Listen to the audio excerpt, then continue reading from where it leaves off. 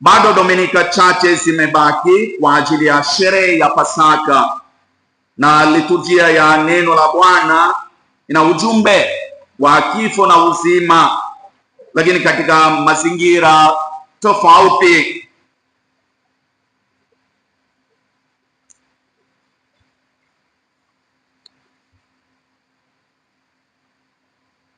Somo la kwanza kutoka Ezekieli nzuri linatukumbusha kwamba ni Mungu wala sio sisi ndiye anayejua namna gani kutunemesha na kutuongoza. Mifupa yetu imekauka, matumaini yetu yametupotea. Watu wapo uhamishoni wa Babeli, hali yao ilikuwa ya namna hiyo ya kukata tamaa. Je, umewahi kusikia hali hiyo? Umewahi kusikia kwamba umekauka, umeishiwa nguvu, bila matumaini? Je, Mungu amefanya nini kupumua maisha mapya ndani yako? Hakuna kitu kinachoitwa siwezi au hatuwezi. Mungu anaweza kufanya kazi hata katika hali yetu ya kukata tamaa. Wapendwa katika Kristo, basi ayote yanatupeleka kutafakari injili ya leo, kama dominika zilizopita. Hata leo injili ya leo pia ni ndefu sana. Kumfufua Lazaro katika wafu bila shaka ulikuwa muujiza mkubwa uliotendwa na Bwana Yesu, na pia unadhihirisha nguvu yake juu ya kifo, na unatufundisha kiasi gani Bwana anatujali katika maumivu yetu na anatuonea huruma. Tunajikuta familia moja isiyo ya kawaida ambayo ilipendwa na Yesu. Wakati nilienda hapa kaburi na nyumba ya Lazaro, Martha na Maria ni sasa imegeuza kuwa kanisa. Na Yesu aliwapenda Mariamu, Martha na Lazaro. Wazazi hawapo, watoto hawapo, wapo wana ndugu watatu tu. Kwa njia ya maelezo ya Injili tunajua kwamba Yesu aliipenda familia hii kwa sababu walimkaribisha. Fikiria, je, unamkaribisha Yesu? Hayo tu wazo lingine. Je, unamkaribisha Yesu nyumbani kwako? Bila shaka familia hii ya Bethania ilimwalika Yesu mara nyingi. Alijisikia yupo nyumbani kwao. Nyumba yetu ni kama nyumba yako. Wakati nilikuwa Italia, wanafamilia fulani waliniambia, Padre Stan, njoo wakati wowote unapotaka, sahani hapo itakuwa pale. Waitaliani kama wanakupenda tu wanafanya hivi. Bila hiyo mwaliko wewe huwezi kwenda. Hiyo ndio wanasema nyumba hii ni nyumba yako pia. Na hakika Yesu alitembelea familia hii mara nyingi na alijisikia mwenyeji akiwa pamoja nao. Bahati mbaya, siku moja mapigo makubwa yanatokea katika familia hii. Akina dada wawili wakampoteza ndugu yao wa pekee, na Yesu anapoteza rafiki yake mpendwa. Waumbu wakatuma ujumbe kwake Yesu wakisema, Bwana, yeye umpendaye hawezi. Hata hivyo Yesu badala ya kwenda kumponya alikaa bado siku mbili pale pale, kana kwamba Yesu anataka rafiki yake afe. Basi wakati Yesu alipofika Bethania, alimkuta Lazaro amekwisha kuwamo kaburini yapata siku 4. Yeye alikawia. Kwa nini? Hilo ndilo swali ambalo sisi sote tunajiuliza. Kwa nini Yesu alichelewa kwenda? Hatuwezi kufikiri hawa waumbu walijisikiaje kuona kwamba Yesu alikawia kuja.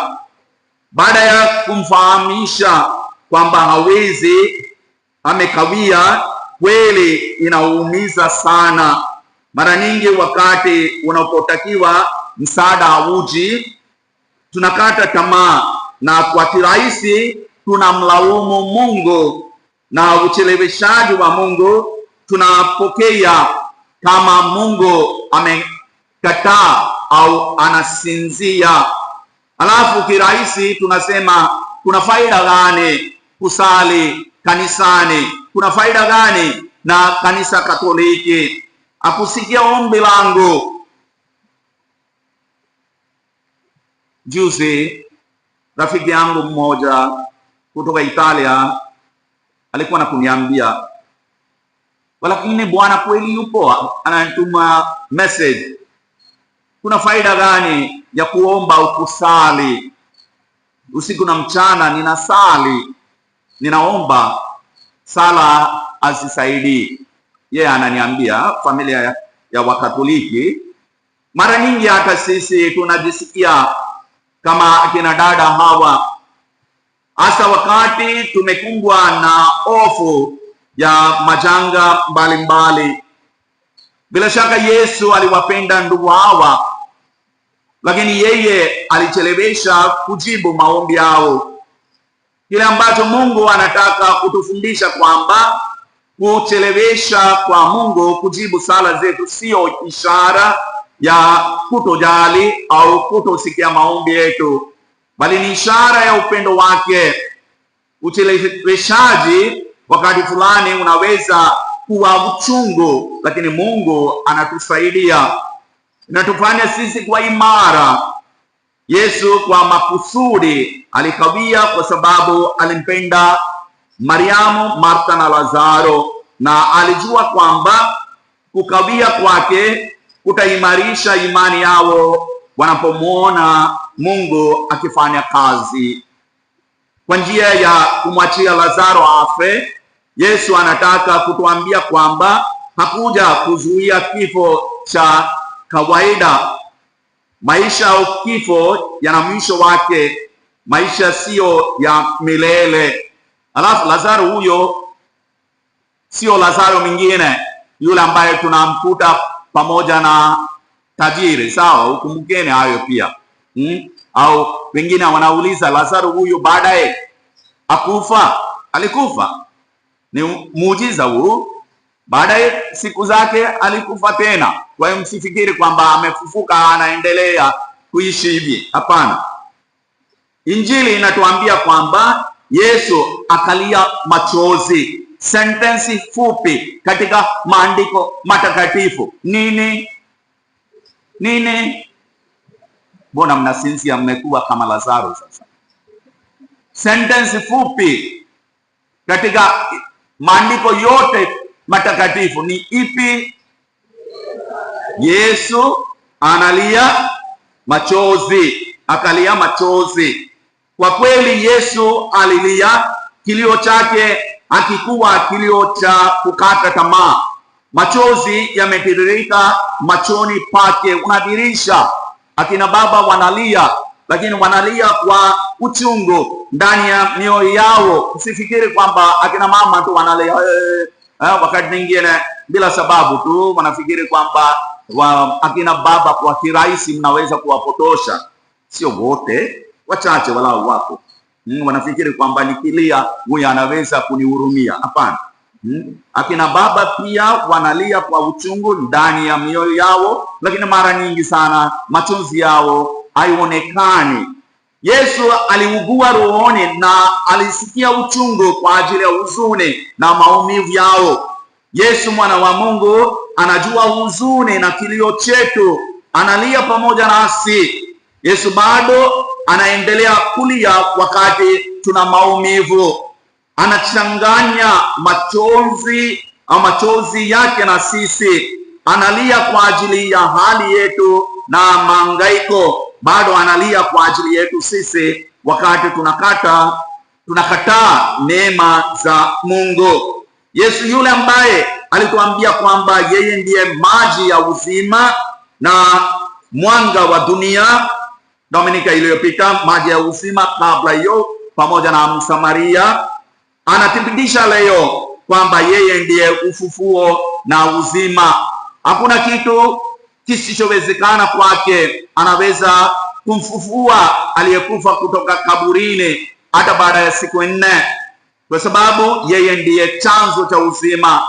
Anatupa moyo akisema, yeye aniaminie mimi, ajapokufa atakuwa anaishi. Wale ambao tumewapoteza wazazi, ndugu, mume au mke, watoto, jamaa zetu au marafiki zetu ambao wametutangulia, Yesu anatufariji akisema, yeye aniaminie mimi, ajapokufa atakuwa anaishi. Hebu turudieni, yeye aniaminie mimi, ajapokufa atakuwa anaishi. Kwa kweli tuamini tumaini kubwa sana. Kwa hiyo lazima maneno hayo yanapaswa rudia. Wale ambao kuna msiba na nini, nataka kusali sala hiyo, yeye aniaminie mimi, ajapokufa atakuwa anaishi. Yesu anamwamuru, liondoeni jiwe, na alimwita Lazaro kutoka kaburini, lakini Yesu mwenyewe akufungua. Badala yake akawaambia wengine, mfungueni Lazaro.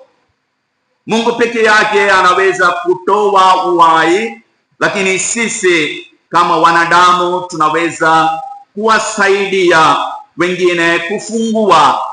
Kama tunafunga watu, basi ni jukumu letu kuwafungua pia. Hebu rudieni baada ya mimi. Tunawafunga watu kwa mitazamo yetu mibaya. Wengine tunawafunga bila kuwasamehe makosa yao. Wengine tunawafunga kwa kushikilia makosa yao. Tunafunga wengine tunawafungua kwa kushikilia makosa yao. Tunafunga watu wakati tunapowasengenya, tunapowadharau au tunapoharibu heshima zao. Tunafunga watu wakati tunapowatendea mabaya. Tunawafunga watu wakati tunapotafuta makosa. Tunawaachilia uhuru wakati tunakusudia kuwapa maisha mapya wenzetu. Tunawafungua wakati tunamsifu Mungu. Tunawafungua wakati tunapowasamehe. Tunawafungua ili waende zao. Wakati tunawakaribisha kwa ukarimu. Tunawafungua wakati tunapowaenda wainua majirani zetu na ndugu zetu kwenye makaburi yao ya kukata tamaa, na kuamuru kwa jina la Yesu, njoo uko nje. Mmenielewa? Kwa hiyo mnataka kumfungia mmoja ndani au atoke nje? Utafakari leo. Tukumbuke kwamba wakati wowote tunapomtendea mwingine kwa upendo wa Kristo, tunawaachilia uhuru. Katika mchakato wa kumfungua mwingine, sisi wenyewe tunajifungua. Tunapoachilia sisi wenyewe tunaachiwa uhuru. Wakati tunapowasamehe, tunasamehewa. Jambo la msingi ni kujua kwamba Kristo anatupa nafasi ya kufungua wengine. Kama basi ni hivyo, tunaweza kuishi kwa kutoa heshima kwa yule aliyefungwa kwa kumfungua, au tunaweza kufa tumefungwa katika mitazamo ya kunuka ya kifo na maozo. Wapendwa katika Kristo, Yesu anatuita mara kwa mara katika maisha mapya. Anatualika tutoke katika kaburi letu, kaburi la utumwa tulilolijenga na tulilojifunika. Wakati mwingine maumivu ambayo tulidhani yamepona katika sala yanaweza kutokea tena ndani ya miezi au miaka kadhaa baadaye. Hii ni neema kutoka kwa Mungu. Sasa Mungu anatualika kwa uponyaji wa hali hiyo. Jana nilikuwa Msumi, baada ya sala baada ya komunyo nilimkumbuka mama yangu, nilikuwa na kulia. Namna hiyo inaweza kutokea baada ya miaka hivyo, na unaweza kulia moyoni mwako pia. Ikiwa Yesu alimfufua Lazaro kutoka kaburini, anaweza kutuinua kutoka katika uchoyo wetu, wasiwasi wetu, hofu zetu, na zaidi ya yote kutoka katika kiburi na majivuno, kutoka maisha ya uzinzi, maisha ya ulevi, maisha ya kutowajibika, ili tuishi kwa Mungu. Maneno ya Yesu, mimi ndimi huo ufufuo na uzima, yeye aniaminie mimi, ajapokufa atakuwa anaishi, yanatuonyesha kuwa ikiwa tutamkabidhi maisha yetu kwake katika hali zetu zote za maisha, atatusaidia. Wakati Yesu anaposema ndugu yako akufa, amelala tu, atafufuka, sisi kama Martha tunaweza kusema, naam Bwana, mimi nimesadiki ya kwamba wewe ndiye Kristo, mwana wa Mungu yule ajaye ulimwenguni. Hebu turudie, naam Bwana, mimi nimesadiki ya kwamba wewe ndiwe Kristo, mwana wa Mungu yule ajaye ulimwenguni. Kwa hiyo wapendwa, Bwana anatualika tutoke nje ya kaburi letu na kutembea naye. Sehemu ya pili ya Kwaresima ni wakati mwafaka wa kumrudia Bwana. Hatupaswi kuingia katika kaburi la kweli bila kuweka sawa sawa maisha yetu mbele ya Mungu. Tutaingia kaburini, sivyo? Ndio wao? Hapana. Unajuaje watakuweka kaburini ukisafiri na ndege? Sasa namna hiyo, lakini inamaanisha kwamba tutakufa. Na masomo hayo yote yanalenga moja kwa moja kwa wakati kumeni. Kumbukeni, na sisi pia ambao tunajiandaa kwa ajili ya Pasaka, na katika misa ya tatu Baba Paroko atawatakasa na watafanywa ni hatua ya tatu ya utakaso leo. Wamefundishwa kwamba siku ya ubatizo wao pia ni siku ya ufufuko wao, na sisi kila siku kama Wakristo tunataka kuishi maisha mapya. Ni siku ambayo wanapokea maisha kwa ukamilifu kwa njia ya ubatizo. Tuendelee kuwaombea watoto wetu pia. Amina.